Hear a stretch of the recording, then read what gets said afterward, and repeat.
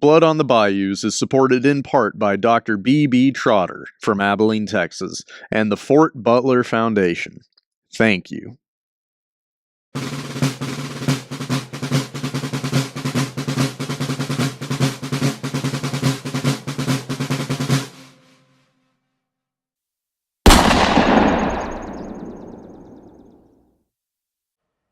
Hi, I'm Don Frazier, and let's continue our story of the Civil War in Texas and Louisiana.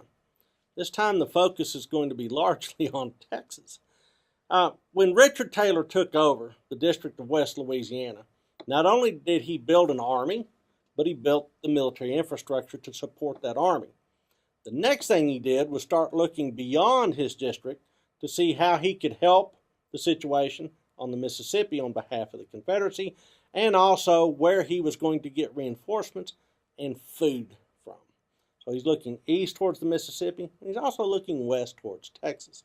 He goes to Vicksburg and meets with John C. Pemberton there, the commander of the District of Mississippi and East Louisiana.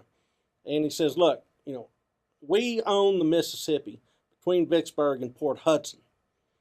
Pouring into that gap in the Mississippi is the Red River. So what we're going to do in my district is we're going to keep the Red River supply line open, and we're going to get Texas beef cattle and Louisiana hogs and corn down that river so that your troops at Vicksburg and the troops at Port Hudson can eat.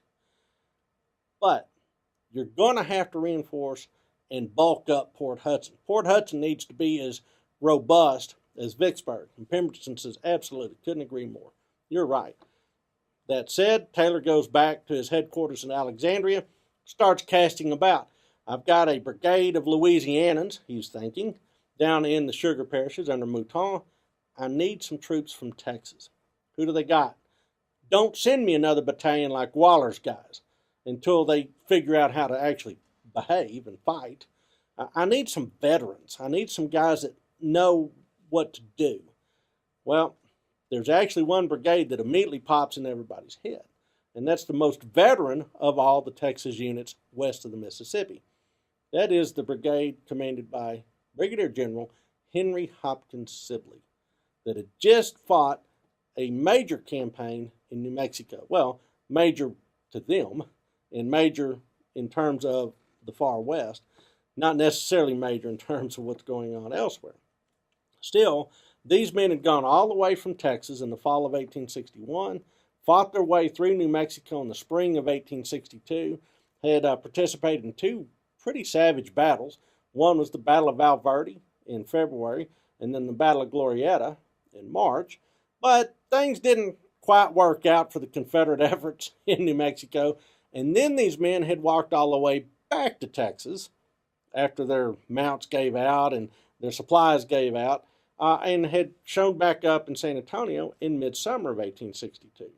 So these guys had a lot of seasoning under their belt. Yet they were in such bad shape that authorities had sent them all home for 2 months to kind of fatten up, rest up, bring in some recruits, and rebuild that brigade. Taylor goes, I want them. Those are the guys I want.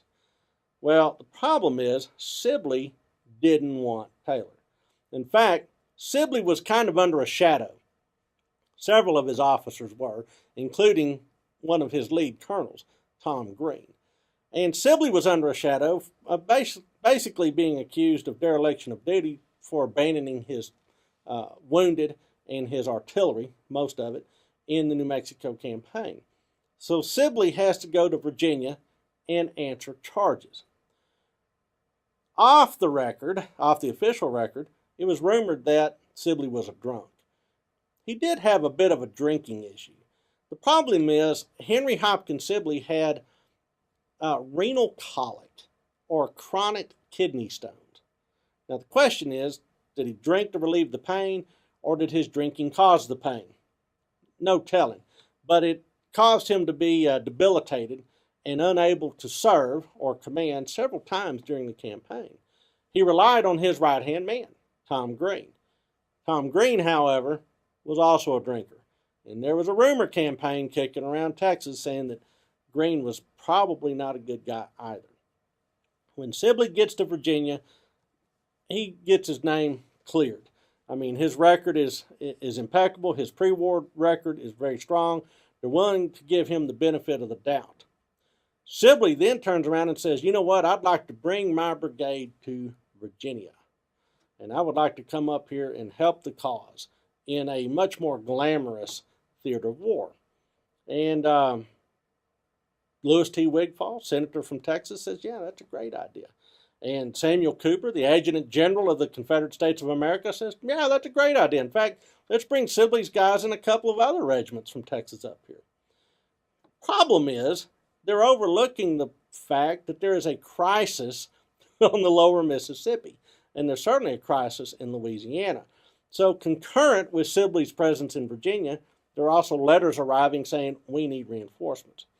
Theophilus Holmes, the commander of the Confederate Trans-Mississippi, says, all right, I know I'm being told to send these guys to Virginia, but I'm just going to fold up these dispatches and put them in my pocket because I think that's goofy. He goes and talks to Pemberton, says, Pemberton, do you want these guys at Vicksburg? And Pemberton says, sort of, yeah, maybe.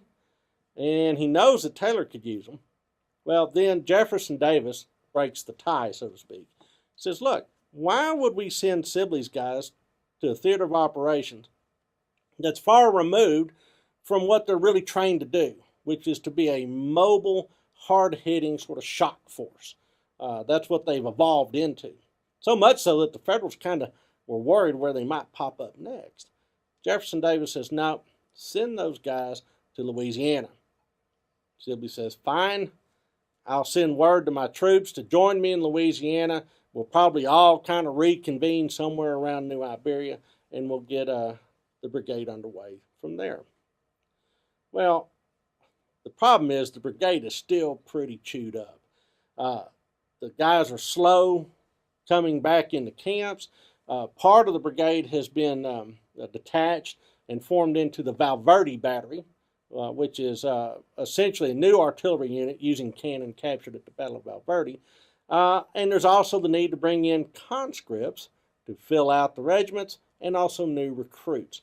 So in September and October, while Taylor desperately needs another brigade, at least, to help bolster what Mouton's doing in the sugar parishes, Sibley's brigade is just kind of starting to regel. Taylor may need support from Texas, but support from Texas will be slow in coming.